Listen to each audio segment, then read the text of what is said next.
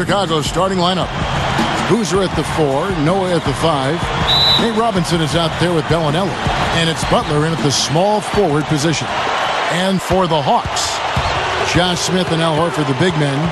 Devin Harris is out there with Teague. And it's Korver in at the 3, the small forward. Such a wide open look. Bellinelli's got the opening basket of the game for the Bulls.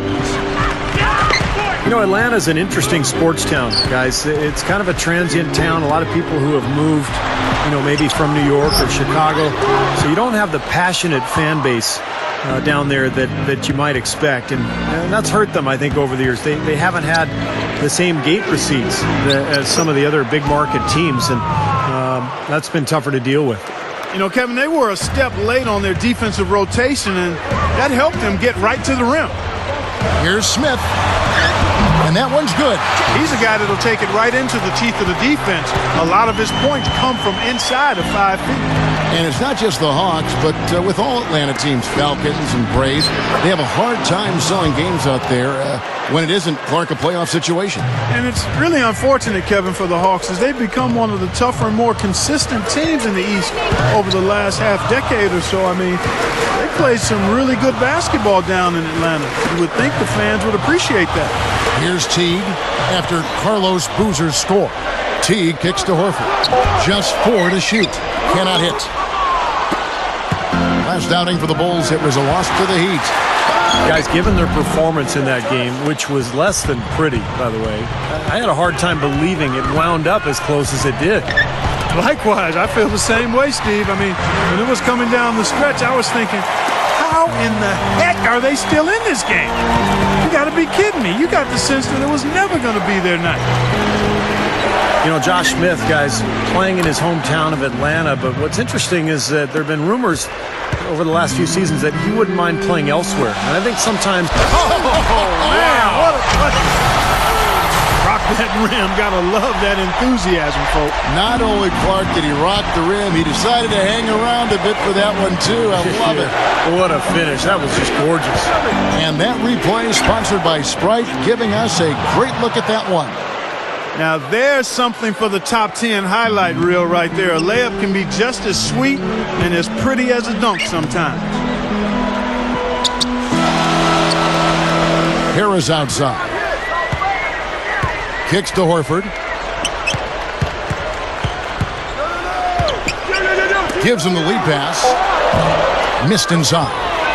That's what they call the $1 million move with the 10-cent finish. Boy, just amazing the job that Tom Thibodeau has done for the Chicago Bulls. He took what was basically a 500 team and had them contending for a championship right away. And a guy long overdue, if you ask me, to get a chance as a head coach. And there's Carlos Boozer on the assist by Robinson. Boozer's got his second basket of the game. Here's Harris, averaging 10 points per contest.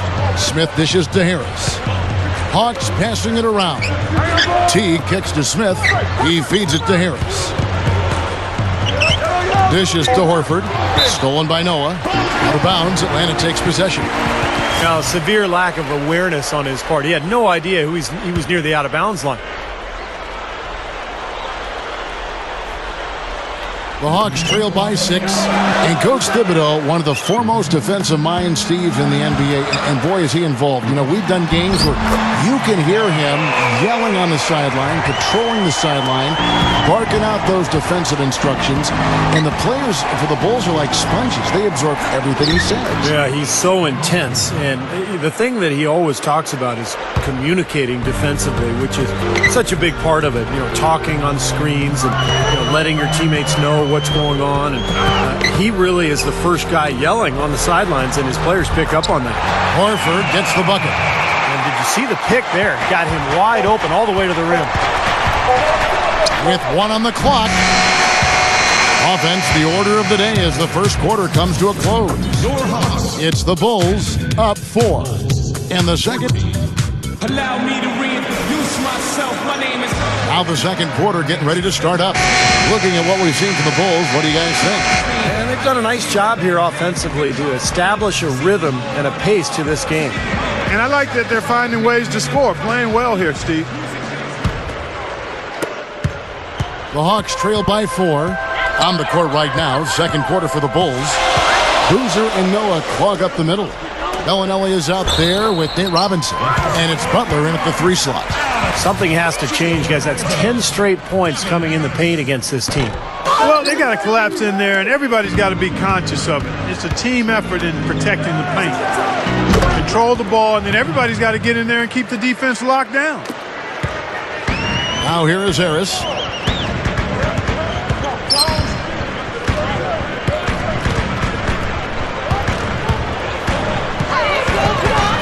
Back to Smith.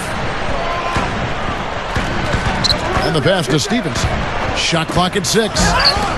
The offensive rebound. Stolen by Boozer. And here we go. The Bulls. Fast break. Butler. Rebounded by the Hawks. Defeated by the Pacers in their last game. They'll try to put that one behind them. And they were really out-rebounded in that game. Put them at a huge disadvantage. Well, you get clobbered on the glass, it's always going to put you at a disadvantage, Steve. I mean, they needed to do a much better job of establishing position inside and then going after the ball. You can't just box out and have position. Go get the orange. The defense just couldn't recover in time. Yeah, the D pretty much went brain neutral on that one, Clark. Wouldn't Yes, you? sir. I like that phrase. Yeah, I don't use that phrase very often, but to me, that's what happened. He shifted the brain into neutral. Yes, he did. That was embarrassing. Offensively, just hammering away in the paint. And that's 10 straight points inside, too. Robinson passes to Boozer. Butler dishes to Robinson.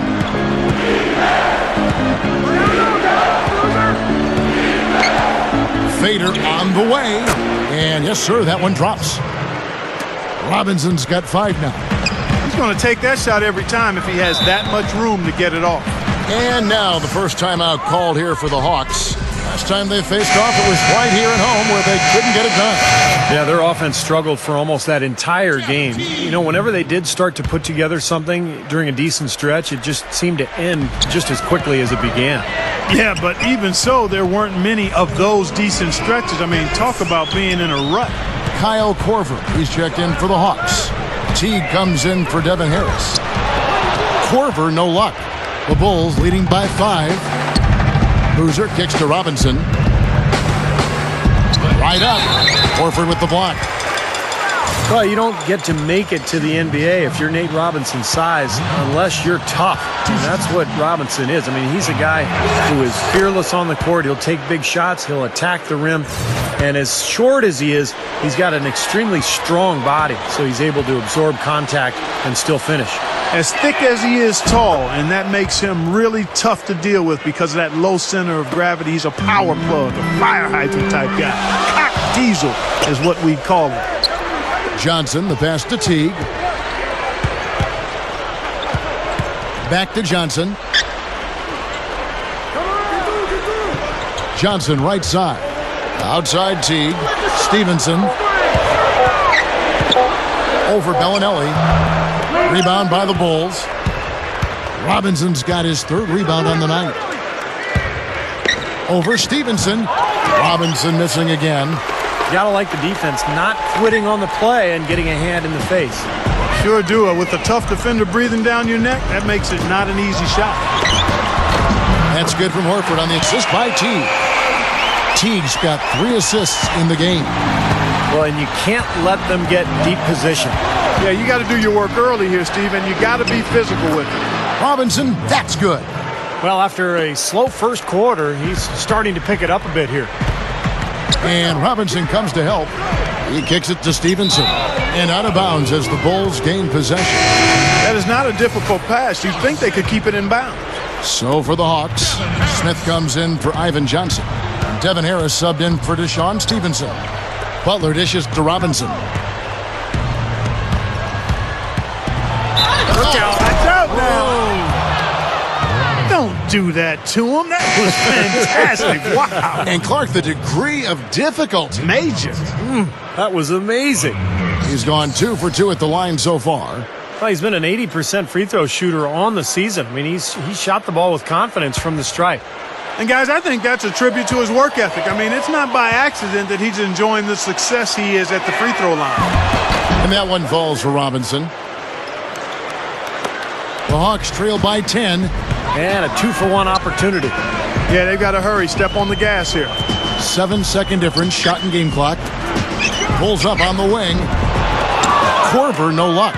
Boy, there was no hand in his face right there. I thought for sure he was going to knock that down. Outside Robinson.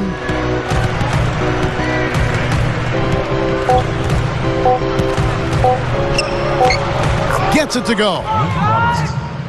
Robinson's got 14. And that does it for the first half of play. Bulls lead by 12. And get ready now for the Sprint Halftime Show with Damon Bruce. The second half will be coming up right after that on 2K Sports. And now, brought to you by Sprint.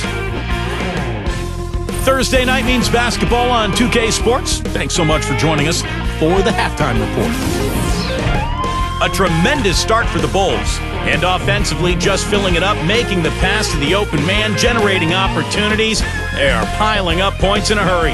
Nate Robinson leads the game in scoring. He's up to 14 points and is up to his usual tricks, dropping a lot of dimes all over the court. And the Hawks have been plugging away. Wiping the glass defensively. Look, no streaks. They're preventing any second chance opportunities. Josh Smith is their scoring leader. He has 6 points and his field goal percentage has been great. A lot of high quality looks.